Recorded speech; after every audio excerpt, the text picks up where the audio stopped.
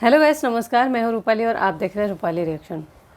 तो गैस, आज का रिएक्शन है औरतों के प्रति हमारी क्या सोच है। हम औरतों की कितनी इज्जत करते हैं और जेन्युइनली इज्जत करते हैं क्या। और जब बात आती है ना किसी दूसरे की बेटी है या किसी दूसरे देश से है तो हम सारी लिमिट भूल जाते हैं। ठीक है, बस हम उनके फ़ैन हैं, हम उनको फॉलो करते हैं। उसके साथ तुमने ये किया, तूने उसको चीट किया, मतलब गाली देने के लिए ना कुछ रीज़न चाहिए होता है।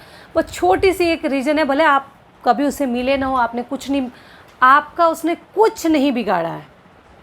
बस तू लड़की है, तूने चीट किया होगा, तूने पैसे के लिए शादी किया होगा। हमें बस रीज़न ही काफ़ी होता है कि किसी औरत को गरियाने के लिए। ठीक है, तो आज मैं बात कर रही हूँ नताशा और हार्दिक पांड्या के बारे में। तो मेरे को लगता है ना ये कुछ 15-20 सालों में जितने भी डिवोर्स हुए हैं ना, चाहे किसी नेता की हो या किसी एक्टर की हो, किसी क्रिकेटर की हो, सबसे ज़्यादा गाली मेरे को लगता है ना नताशा को पड़ी होंगी। ये 6-7 महीने में इतनी गालियाँ पड़ी है ना बेचारी को, पता नहीं उसको जब से पैदा हुई होगी ना कोई नहीं दिया होगा इतनी गालियाँ। ये 6 महीने में पड़ गया। आधे हिंदुस्तान ने उसको ट्रोल किया है, गाली दिया है। मीम्स बने हैं दुनिया भर के, सारे रोस्टर ने उसको ना रोस्ट किया है बेचारी को। क्यों तूने 70% प्रॉपर्टी के लिए शादी किया, पैसे के लिए शादी किया, तू ऐसी है, तू ऐसे, उसके करेक्टर पे तू यहाँ से निकल भाग। तो फाइनली चली गई ना। अब तो मतलब मेरे को लग रहा है कि सब खुश होंगे, सुख शांति होगी सबके लाइफ में। तो बेसिकली हम ना अगर किसी को फॉलो करते हैं तो अंधे हो जाते हैं, ना उनके आगे की हिस्ट्री जानते हैं ना पीछे की हिस्ट्री जानते हैं। बस हम एक होता है ना अंधे हो जाते हैं, उनको फॉलो करते हैं, अंधभक्त बन जाते हैं। और वही हार्दिक पांड्या के जो फ़ैन थे, इवन फैन भी नहीं थे ना, जो सिर्फ लाइक करते थे। एक होता है ना कि हाँ वो हमारे देश के लिए खेलते हैं, उसी के नाते उसकी वाइफ को ट्रोल कर रहे थे लोग। तब उन्होंने बताया भी नहीं था कि हम लोग डिवोर्स ले रहे हैं, और बाद में पता चला डिवोर्स ले रहे हैं। दोनों ने म्यूचुअल अंडरस्टैंडिंग से एक पोस्ट लिखा, भाई हम लोग सेपरेट हो रहे हैं।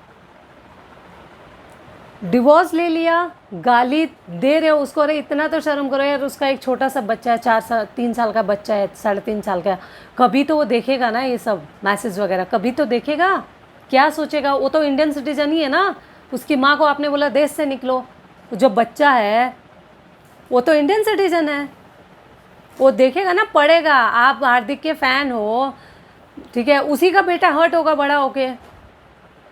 तो अब पता चल रहा है कि भैया नताशा ने इसलिए तलाक दिया क्योंकि हार्दिक के ना बहुत सारे बाहर और लड़कियों के साथ अफेयर थे, बाहर वो रिलेशन में था।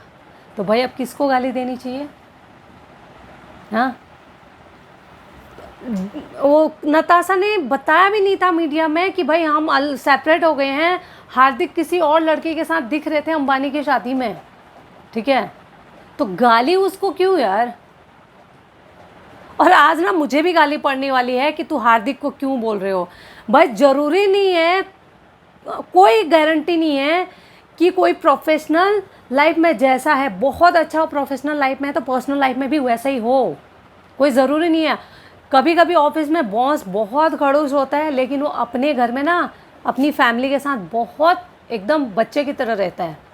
ठीक है, बहुत पोलाइट रहता है, कभी वो घर में किसी से ऊंची आवाज़ में बात नहीं करता है। लेकिन कई बार ऑफिस में एकदम जेंटलमैन बन के कोई आदमी रहता है और घर में ना दहशत बना के रखता है अपनी फैमिली, अपनी बीवी, बच्चे, माँ बाप सबके बीच में। ठीक है, तो हर कोई जिस जगह पे होता है ना वहाँ का करेक्टर जीता है। वो ज़रूरी नहीं है आप एकदम डीपली उसको जानते हो वैसा ही है। और हार्दिक की हिस्ट्री तो आप पहले से जानते हो, क्रिकेट में बहुत अच्छे हैं, बहुत अच्छे प्लेयर हैं, लेकिन ज़रूरी नहीं है ना हस्बैंड भी बहुत अच्छे हो। और वो दोनों की अपनी मर्जी है, वो लोग उनको साथ में रहना है। शादी से पहले नहीं पूछा गया आप लोगों से, ट्रोलर से नहीं पूछा किसी ने कि भाई मैं हार्दिक से शादी कर रही हूँ। हार्दिक ने भी नहीं पूछा अपने फैन से कि मैं नताशा से शादी कर रही हूँ। तो अब जब वो अलग हो रहे हैं तो एक औरत को इतना गाली क्यों भाई। हाँ, बेसिकली नताशा, ऐसा लग रहा था ना, ऐसे लोग गाली दे रहे थे ना जैसे नताशा रोड पे बैठ के भीख मांग रही थी हार्दिक पांड्या से मिलने से पहले, और हार्दिक ने उसका हाथ पकड़ा और क्या बोलते किसी राजमहल में बिठा दिया। वो अच्छे खासे 3-4 ब्रांड में ऐड कर रही थी, जॉनसन्स, बहुत 2-3 कंपनी और वो म्यूजिक में काम कर रही थी, उसका हिट म्यूजिक है बादशाह के साथ, डीजे वाले बाबू। 3-4 मूवी में वो काम कर चुकी है, बिग बॉस में जा चुकी है, 1 महीना बिग बॉस में रह चुकी है, ठीक है। अली गोनी के साथ डांस शो में काम कर चुकी है। अब क्या चाहिए भाई। और अली गोनी के साथ ऑलरेडी रिलेशन में थी नताशा। उस अली गोनी ने कभी नताशा के बारे में ये स्टेटमेंट नहीं दिया कि वो भाई पैसे के पीछे भागती है या कुछ ऐसा। तो भाई आप लोगों को अगर 2 हस्बैंड वाइफ की नहीं बनी तो आप लोगों को ये हक किसने दिया कि औरत को आप इतना गाली दो। लिटरली उसको बोल रहे थे ना भाई अब हार्दिक से तेरा तलाक हो गया है तो तू यहाँ पे क्यों बैठी है, तेरा यहाँ पे क्या है, निकल हमारे यहाँ से। जब तक तू यहाँ थी, मतलब हार्दिक की वाइफ थी, तब तक हम तुझे जानते थे, अब तुझे कोई लाइक नहीं करता, कोई नहीं जानता।